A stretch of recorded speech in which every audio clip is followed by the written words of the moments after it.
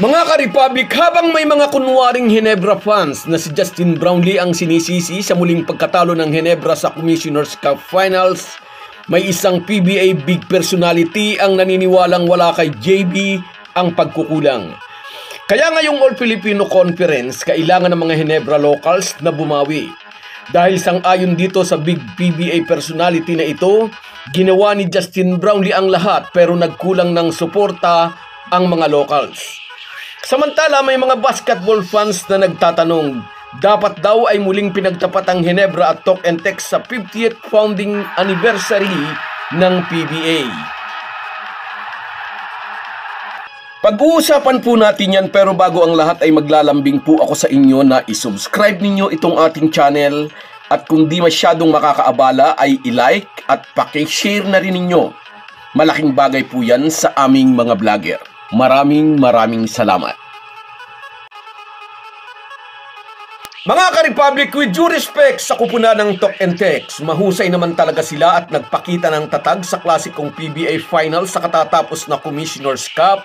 Marami talaga ang naniwalang malaki sana ang pag-asang ang Ginebra ang nag-champion. Although si Randy Jefferson ang tininghal na best import for the third time, hindi maitatangging ginawa rin ni JB ang lahat para buhatin ang kanyang team. Na kay Brownlee ang lahat ng dahilan upang ibuhos ang lahat sa nakaraang Commissioner's Cup Finals. Bago ang katatapos na Championship Series, na dalawang sunod na ng Talk and Text ang Ginebra. At excited ang lahat sa paghaharap na muli ng TNT at Gin Kings. Pati ang mga basketball observers ay naniwalang this time ay Ginebra naman ang magwawagi. Healthy ang buong team, pwera lang kay Isaac Go. Nadagdagan sila ng big man sa katauhan ni Troy Rosario. Nakabalik na rin si Jamie Maloso at nagagamit na rin paminsan-minsan si Jeremiah Gray. Kaya naniwala pati ang mga sports writer, Ginebra ang mag-uuwi ng corona. At sa finals press conference, nagbigay pa ang mga ito ng numero, 4-2 sa Ginebra. Ibig sabihin, makukuha raw ng Ginebra ang kampyonato sa 6 na laro. Pero na-aksidente nga si Brownlee, na-dislocate ang kanang hinlalaki ng Ginebra import, kaya naitakas ng TNT ang panalo sa Game 3. Kundi dahil sa freak accident na iyon, malamang sa Gin Kings ang panalo sa Game 3. Sinabi natin freak accident dahil napakarami naman ang nagdadive sa floor para sa loose balls. Simpleng-simple lang naman ang pagbagsak ni Brownlee. Nagkamali lang ang bagsak ng kanyang kamay kaya nalinsad sa joint ang kanyang hinlalaki. Anyway, sa kabila ng injury ay naglaro pa rin si Justin Brownlee at naipanalo nila ang Games 4 and 5. Kaya nakuha nila ang upper hand sa series 3-2. Isang panalo na lang ang kailangan para maibulsa ang kampyonato. Ngunit sa Games 6 and 7, ang Talk and Text ang nagpakita ng poise. May slight injury rin si Randy Jefferson pero pinangunahan niya ang kanyang team na daigin ang Ginebra. Kaya aminado naman tayo, karapat-dapat si RHJ sa kanyang pangatlong Best Import Award. At sa muling pagkatalo ng Ginebra sa kamay ng Talk and Text, dito lumitaw yung mga tunay na Ginebra fans at yung mga supporters lang pag nananalo ang Gin Kings. Dito mismo sa ating channel ay naobserbahan ko yan. May mga comments nakasasalmina ng pagiging bantilawang Ginebra fans. Sa mga naunang comments ng mga ito noong i-gentleman sweep ng Ginebra ang Northport sa semis, puro sila papuri kay Justin Brownlee. Nang matalo na sa Game 7 ang Ginebra, nag-iba na ang tono. Palitan na raw si Brownlee, matanda na raw ito. Humanap daw ang Ginebra ng mas matangkad na import, etc. Para po maging klaro, isang magaling at veteranong coach ang nagsabi wala kay JB ang pagkukulang. Hindi natin pwedeng ibunto ng sisi kay JB sa pagkatalo sa finals. Sabi po ng Rain or Shine coach na si Yeng Giao, si Justin Brownlee medyo kinapos ng tulong from the locals nung endgame ng Game 7. Yung mga locals naman ng TNT, biglang pumutok si Glenn Cobuntin, biglang pumutok si Ray ng Batak, natulungan nila si RHJ.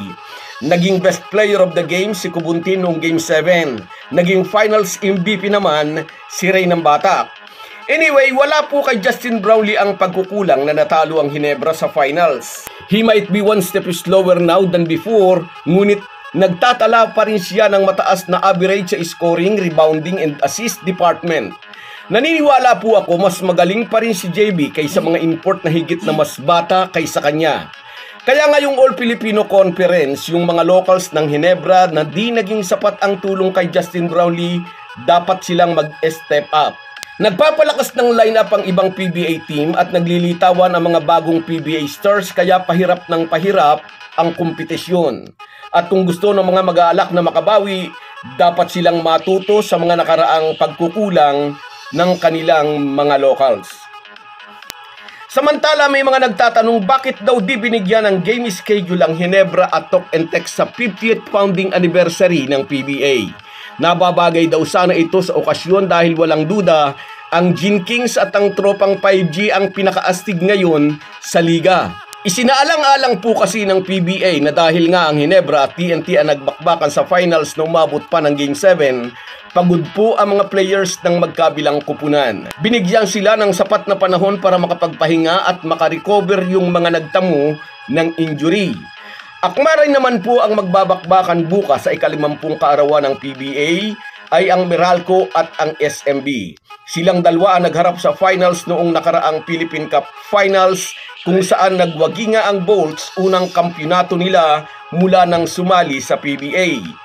Although ang Meralco ang defending champion, inaasahan na humihingasing ang SMB na ididiin agad ang laro dahil ang Bolts ang tumalo sa kanila sa finals noong nakaraang season. At isa pa, atat ang Beermen na makabawi matapos di makasalta sa playoffs sa Commissioner's Cup. So guys, yan lang muna. Hanggang sa muli.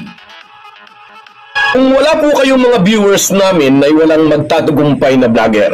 Kaya salamat po sa inyong panunood. Shoutout sa iyo, Matt Bunagwa. Salamat idol, salamat sa tiwala. Sa iyo rin shoutout Borlagatan Donald. I hope magaling ka na. Salamat sa suporta idol. Sa iyo rin Merson Kabady Vlog. Shoutout sa iyo, salamat sa suporta kabayan.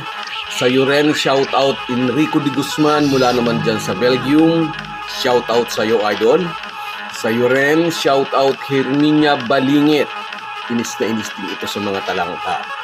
Sa iyo rin shoutout Nelson Reyes. Salamat sa tiwala idol. At sa iyo rin shoutout Perla Codisal. Salamat sa inyong lahat. Kahit gaano po tayo kabisi ay huwag po nating kalimutan ang ating buhay espiritual. Lagi po tayong magpasalamat sa bawat araw na dagdag sa ating buhay. Malaki po ang maitutulong ng pananalangin araw-araw. Isang paalala po mula sa inyong Halo-Halo Sports Republic.